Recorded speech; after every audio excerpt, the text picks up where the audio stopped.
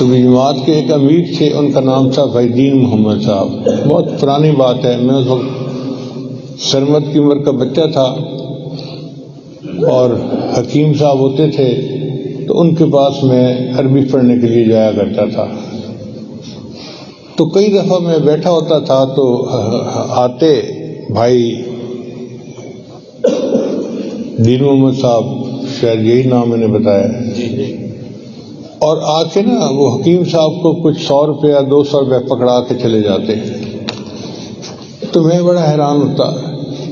میں نے ایک دن پوچھ لیا، استاد جی یہ آپ کو آ کے پیسے کیوں دیتا ہے؟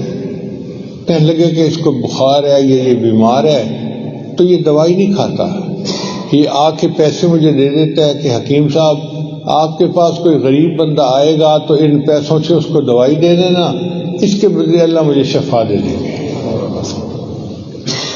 یعنی یہ توکل ہم نے اپنی آنکھوں سے دیکھی ہے دنیا میں.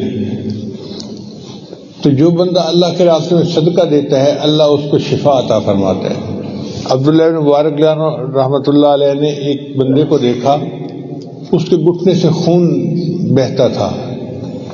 انہوں نے پوچھا بھائی تیرے گھٹنے کو کیا ہوا؟ کہتا جی ایک زخم ہوا تھا اور 7 سال سے اس میں سے خون نکل رہا ہے. سمجھ نہیں آتی، طبیبوں کو بھی دکھایا ہے، میں کیا کروں؟